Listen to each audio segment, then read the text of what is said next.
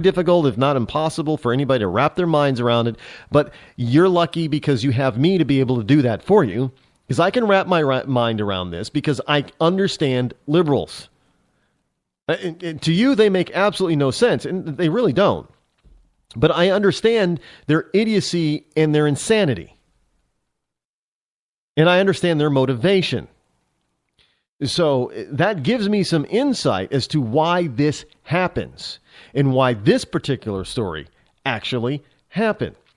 Now, one of the authors of a recent study that claimed that short conversations with gay people could change minds on same-sex marriage has retracted the study. What? Yeah, there were co-authors. Now, Columbia University political science professor Donald Green's retraction this week of a popular article published in the December issue of the academic journal Science follows revelations that his co-author allegedly faked data for the study. Now, when contact changes minds, an experiment on transmission of support of gay marriage. Now, basically what they were saying is that the study was saying using supposedly real extracted data, that when there was a short conversation, when a gay person had a short conversation with a straight person about the need, the rights, the legality, the positivity, if you will, of gay marriage, that the straight person's mind was changed. They became enlightened. Oh, they saw the light. Well, lo and behold, the actual facts as presented in the study was faked. So, in other words, the facts were not facts, they were fakes. It was a fraud. Now, according to the academic watchdog blog Retraction Watch, Green published a retraction of the paper Tuesday after confronting co-author Michael LaCour, L-A-C-O-U-R, a graduate assistant at UCLA. Now, the study received widespread coverage from the New York Times, from Vox, the Huff and Puff Huffington Post, the Washington Post, the Wall Street Journal, and others when it was first released back in December.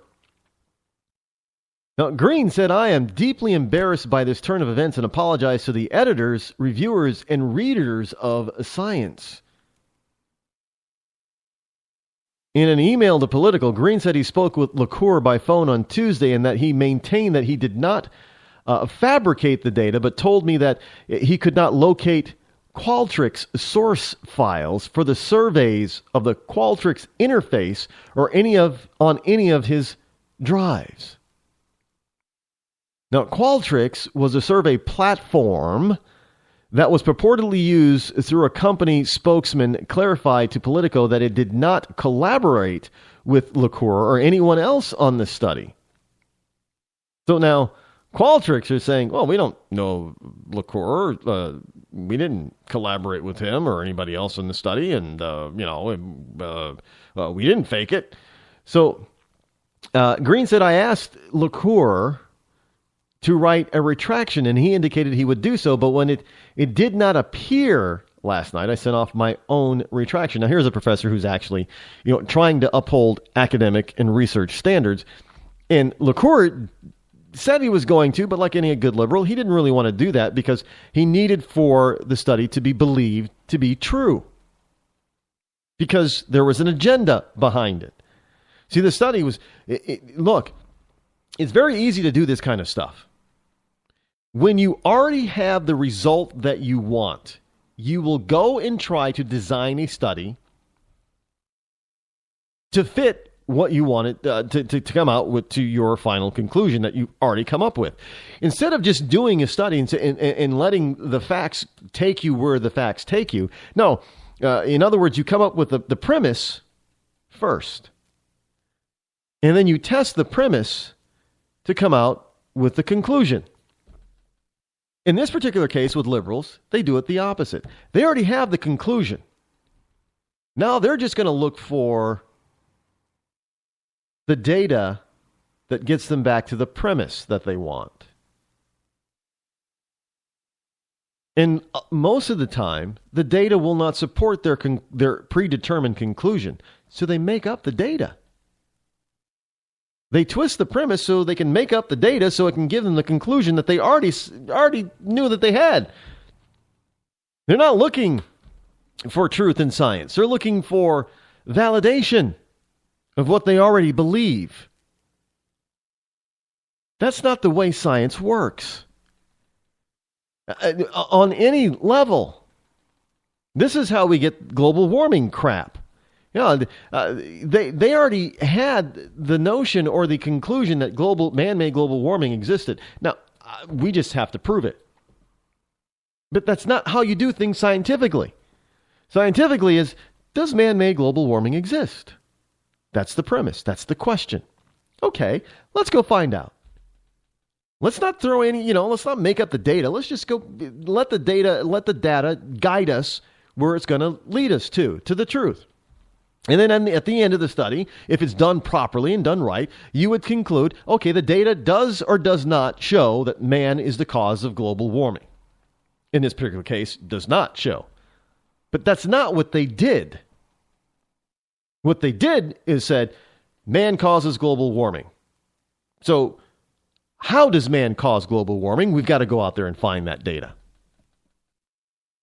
That's how they faked it and came up with it. Same thing here. Straight people, if you talk to them, they'll become enlightened. That was their conclusion, what they believed. It's not the truth, evidently, but that's what they believed. And so now they're saying, okay, now the premise is how do we go out? What is it going to take for straight people to believe to come to our conclusion? Oh, well, we'll just go out and create this evidence here.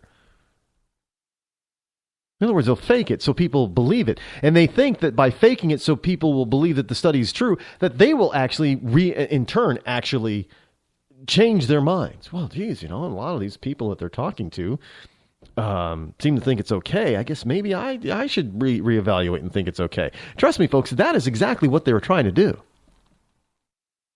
However, evidently, Professor Green wasn't fully on board with that idea. Now, the story doesn't tell us exactly how he got involved and how all of a sudden, he came to his senses and realized, oh no, this stuff is fake. But he evidently, he was a whistleblower.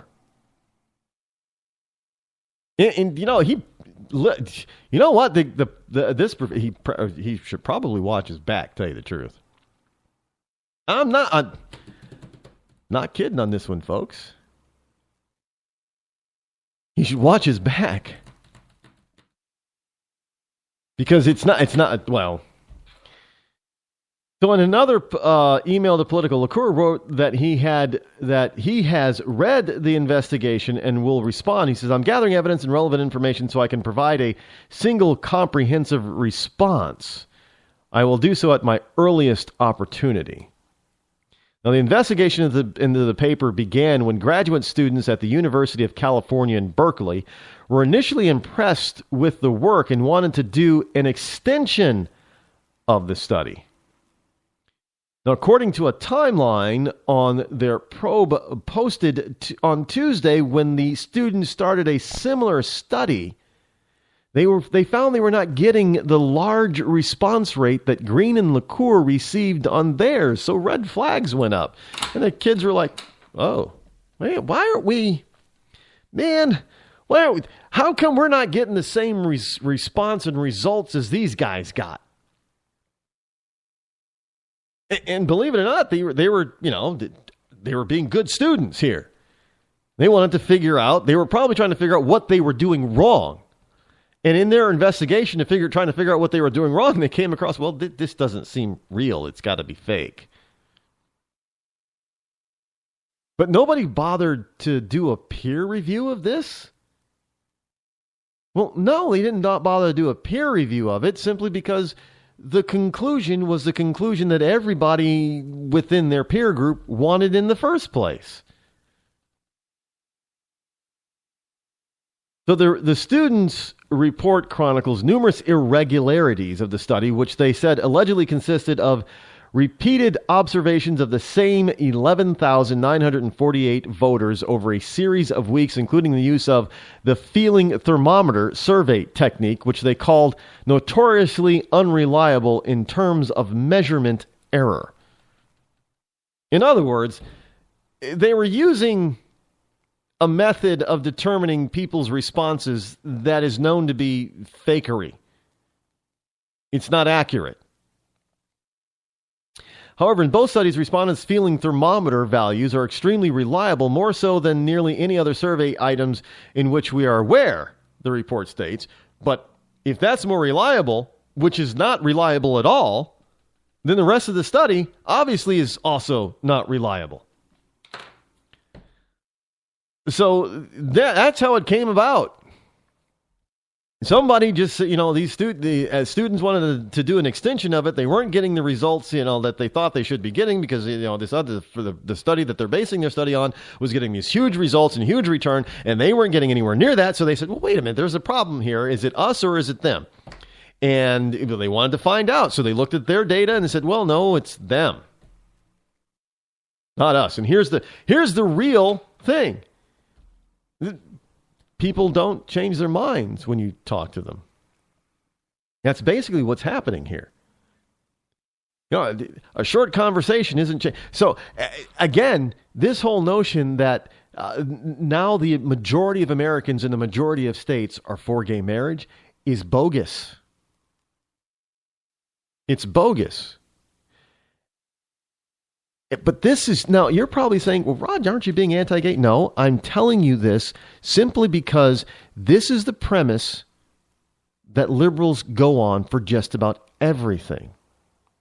It is amazing how we have an overwhelming majority of people who do not like this a particular liberal idea or ideal, and then all of a sudden, over a short period of years, all of a sudden, everything is flipped. This is exactly what happened with gay marriage. This is what happened with Obamacare. Oh, no. People actually like Obamacare now. Really? How is that possible when so many people, 31 million of them or more, are now underinsured that weren't underinsured, 10 years ago, and all these people that are still not really covered, and people who now didn't get to keep their doctor or get to keep their plan, and they have something that they didn't want to begin with. How does that mean that the overwhelming majority now support Obamacare? It doesn't. It just means that this is the way that liberals try to trick us into getting something that we don't want in the first place, because they say, well, everybody else over here, all your neighbors like it, you're the only holdout. So then people say, well, I guess if my neighbors like it, I guess I better look at it and I better like it too then, because I don't want to be the idiot. And this is how they get their numbers, because they fake it all, folks. Doesn't matter what it is. This is just a prime example of how they do it. And for the first time, it has been put down in print on the Political, which is not exactly a total conservative ragmag.